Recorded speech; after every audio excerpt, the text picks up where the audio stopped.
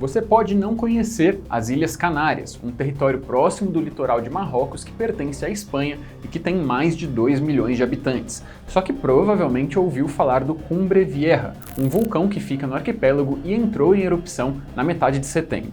Ele atingiu muitas casas próximas e deixou rastros de destruição, mas algumas de suas consequências poderiam sobrar até mesmo aqui para o Brasil. Pois é, informações começaram a circular sobre um eventual tsunami na costa brasileira como consequência dessas atividades vulcânicas, e muita gente logo ficou preocupada com uma questão. Há 10 anos, em 2011, o Japão registrou um acidente nuclear em Fukushima justamente por consequência de atividades que incluíram ondas gigantes. Será que as usinas nucleares brasileiras, as do Complexo de Angra, têm capacidade de aguentar um fenômeno da natureza como esse? O Brasil poderia registrar um incidente parecido com o de Fukushima ou até de Chernobyl? Eu sou Leonardo Rocha e nesse vídeo você vai ter algumas dessas respostas sem aquele clima apocalíptico que começou a ser pintado por aí. Primeiro vamos falar do caso das Ilhas Canárias, já para tirar qualquer dúvida, e depois a gente passa especificamente para as nossas usinas. Em resumo, o clima nas redes sociais era de um alvoroço maior do que o perigo real, mas até dá para entender. Ler por aí alerta de tsunami não é exatamente algo tranquilizador. Tudo isso começou há cerca de 30 anos, quando geólogos norte-americanos publicaram um estudo sobre o possível impacto de um desabamento em La Palma, a principal ilha do arquipélago.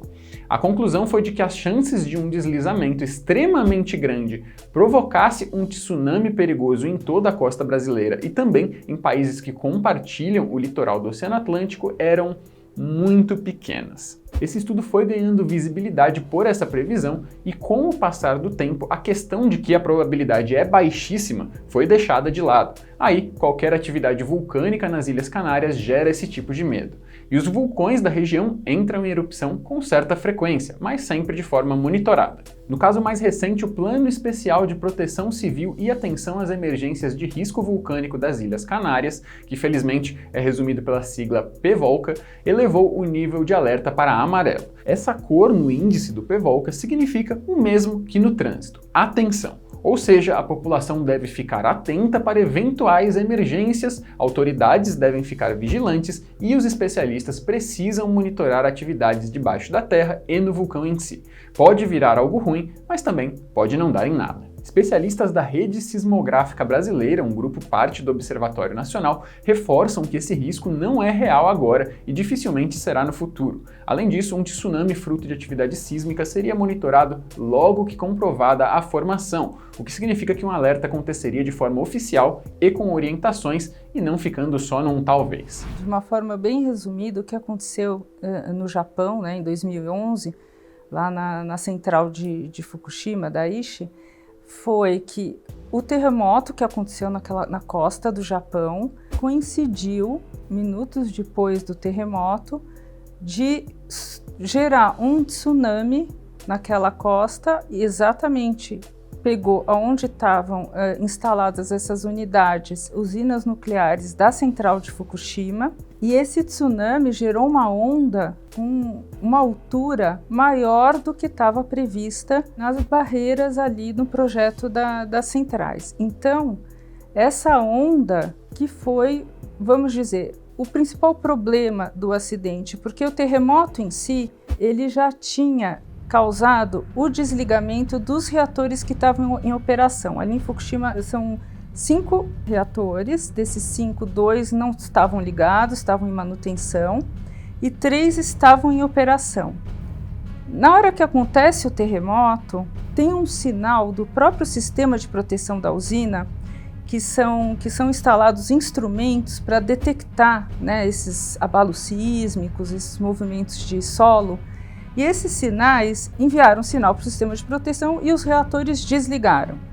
Então, isso foi uma parte bem sucedida da sequência de eventos que você espera que protejam o reator nuclear. Então, ele foi protegido. E agora sim, vamos conhecer as nossas usinas nucleares. Elas são chamadas de Angra 1 e Angra 2 e são responsáveis pela produção de 3% da energia consumida no país. As duas fazem parte do Sistema Interligado Nacional, ou SIN, um plano de coordenação de produção de energia e atualmente são gerenciadas pela estatal Eletronuclear. Como o nome de ambas já sugere, elas ficam em Angra dos Reis, município que fica na região sul do estado de Rio de Janeiro, quase na divisa com o estado de São Paulo.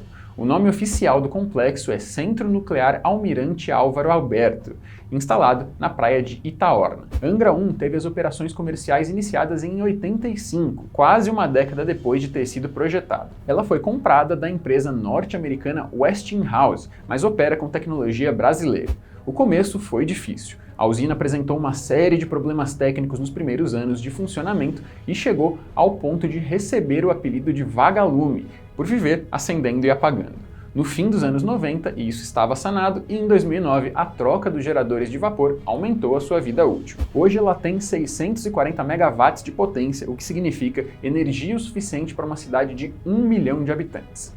Já a Angra 2 entrou em operação em 1º de fevereiro de 2001, com 1.350 megawatts de capacidade instalada, o dobro da irmã mais velha. A construção dela começou ainda na década de 80, mas ficou anos paralisada por causa da crise econômica do período. A instalação na região de Angra dos Reis leva em conta a proximidade tanto do Rio como de São Paulo, o que facilita a transmissão da energia gerada para esses dois polos do país. Ambas as usinas contam com reatores PWR, sigla em inglês para reator de água pressurizada. Nesse processo, que é o mais comum entre as usinas ao redor do mundo, a fissão nuclear é controlada usando a própria água em altas quantidades, sem o uso do grafite, como aconteceu no acidente nuclear de Chernobyl. Aliás, a série da HBO também gerou preocupações no público brasileiro, mas a estrutura e o contexto são completamente diferentes, como você vai ver em seguida. A população que foi protegida, abrigada, não teve problema em relação ao acidente nuclear, né? Elas foram protegidas, foram evacuadas a tempo. Alguns trabalhadores na central, sim, tiveram alguns ferimentos, alguma coisa, mas mais pelo trabalho do que estava acontecendo lá, aquelas ondas. Quando teve a explosão, né, soltam aqueles mísseis de explosão de prédio, aquelas coisas que são jogadas, assim, e algumas pessoas se machucaram com isso, tá? Mas ninguém nesse acidente morreu por uma dose alta ou aguda de radiação. Isso não aconteceu em Fukushima. O que aconteceu foi o problema de terem explodido esses prédios, dessas unidades, e essa pluma ter se dispersado e ter contaminado aquela região que já estava evacuada, né? A população já estava abrigada. E se você acha que a inauguração de Angra 2 demorou, o encerramento dessa trilogia de usinas é uma novela maior ainda. Angra 3 começou a ser construída em 84 e atualmente a previsão de inauguração, caso tudo dê certo, é 2026. Ela terá potência de 1.405 megawatts, conta com uma estrutura muito similar à da segunda usina, mas está difícil de sair do papel. Cerca de 67% das obras estão concluídas, mas o gasto para chegar a 100% é alto. O ministro de Minas e Energia, Bento Albuquerque, já afirmou que adiantar essa obra é prioridade do governo de Jair Bolsonaro, mas seria necessário desembolsar cerca de 15 bilhões de reais para isso. E aqui entra um fator muito importante. Especialmente em tempos de crise econômica e energética, a modalidade nuclear de obtenção de energia não é exatamente a melhor em custo-benefício. O nosso complexo de usinas, que é considerado de médio porte, tem um preço elevado de manutenção e segurança, e como eu já citei, corresponde a uma fatia pequena da malha energética brasileira. Esses são os principais fatores que jogam contra a construção de mais usinas nucleares no país. Bom, a gente tem duas usinas em operação, Angra 1 e Angra 2, né, e tem Angra 3, que é uma usina em construção, né, que ela vai ser gêmea de Angra 2. E a gente vê um caminho grande, um grande espaço para a entrada de mais usinas nucleares no Brasil. Por quê? A gente tem um desafio muito grande, não só o Brasil, como o mundo inteiro, tá? A sociedade precisa cada vez mais de energia. Você não consegue viver sem energia. É uma coisa impensável você ter um apagão, uma falta de energia. A gente já falta um pouco de luz aí nas nossas casas, a gente já fica desesperado, né? Mas precisa para tudo, para o saneamento, para a indústria, para o transporte, né? Isso só está aumentando. Você tem aí a entrada agora dos veículos elétricos que vão colocar uma pressão muito grande na geração de energia. Imagina, a gente já está vivendo crise de energia hoje em dia, né? Com com essa questão de chuva. Se a nossa frota de automóveis fosse 20%, 30% elétrica, a gente estaria louco. Há uma necessidade grande de se colocar novos megawatts na rede. Como é que você vai colocar esses megawatts de forma confiável? Você pode naturalmente crescer eólica, as renováveis, né? Eólica, solar, mas você precisa de uma estabilidade no sistema, porque essas fontes não são despacháveis. Você precisa de energia de noite, quando está chovendo, quando não está ventando, né? O mundo precisa funcionar, o país precisa funcionar. E aí entram as térmicas, e dentre essas a energia nuclear ela é fundamental. E por que tão especificamente energia nuclear? Que ela passou a ser olhada com muita atenção agora, recentemente, e a gente está vendo isso aí cada vez mais. Porque ela não gera, ou gera pouquíssimos gases de efeito estufa, ela tem um impacto, uma pegada de carbono muito pequena. Mesmo se você considerar tudo, tá? A construção da usina, o ciclo de mineração do urânio e tudo mais, ela gera muita energia sem carbono. Tá? E isso é o que a sociedade está pedindo hoje em dia. Então, para os compromissos do Brasil, né, com a questão ambiental, com o combate ao aquecimento global, a expansão do setor nuclear, a expansão da geração nuclear do Brasil é inevitável.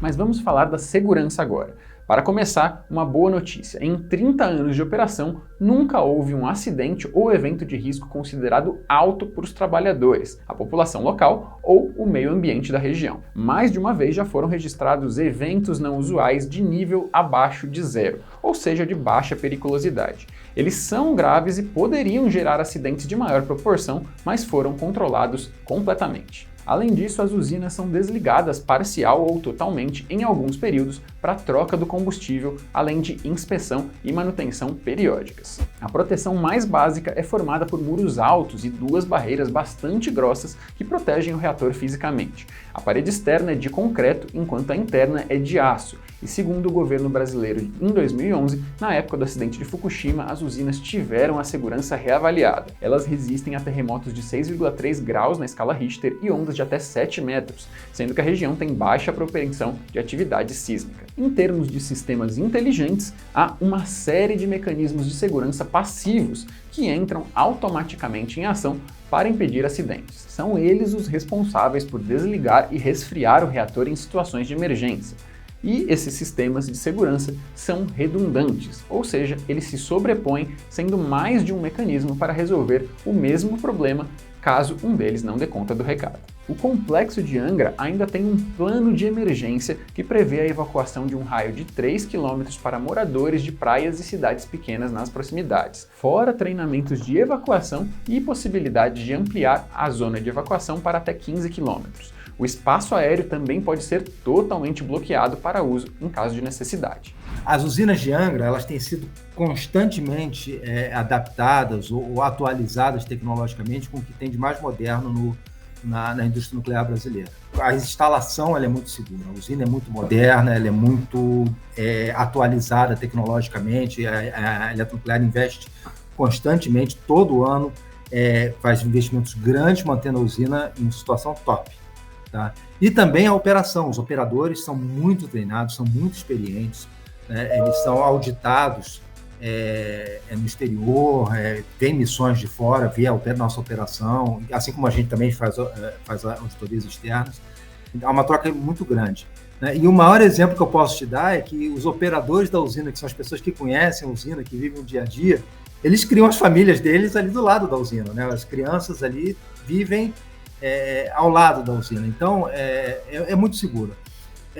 E não é só no Brasil, tá? A nuclear é uma fonte segura de energia no mundo inteiro.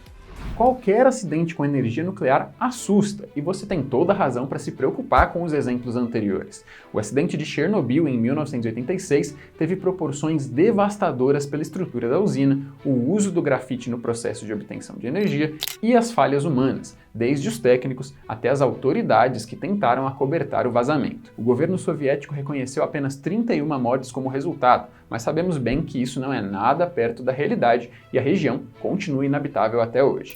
Já Fukushima foi uma combinação infeliz. O terremoto próximo e o tsunami que atingiram a região também comprometeram o sistema de eletricidade da usina, o que danificou alguns dos mecanismos de segurança. Foram 18.426 mortos ou desaparecidos, sem contar os afetados pelo material radioativo. São perdas inestimáveis de vidas humanas e da natureza. O que podemos fazer? Bom, não é muita coisa. Como as duas usinas de Angra estão operando normalmente, é preciso confiar nas garantias de segurança e torcer para que as chances de tsunami no Brasil por atividades sísmicas no país ou nas Ilhas Canárias continuem no nível atual, mínimas. Já a questão sobre investir ou não em energia nuclear é mais complicada e pode ser assunto até para outro vídeo no futuro. E se você chegou até esse ponto, eu gostaria primeiro de agradecer por acompanhar a fundo o nosso conteúdo e depois pedir para que deixe também a sua curtida no vídeo para demonstrar para o YouTube que essa discussão que nós trouxemos aqui é sim relevante. Compartilhe o vídeo para ajudar mais gente a entender a fundo sobre esse assunto e comente sobre pontos que eventualmente podem não ter ficado claros o suficiente ou que você até discorde, pois nós também somos humanos e estamos dispostos a ouvir opiniões divergentes desde que demonstradas com respeito. Vamos trocar aquela ideia. Deixe também a sua sugestão de outros temas sobre os quais poderíamos tratar aqui no futuro. E não se esqueça de se inscrever aqui no canal, clicar no sininho ao lado e selecionar a opção Todas para não perder nossos próximos vídeos. Agora eu vou ficando por aqui. Um abraço e até a próxima!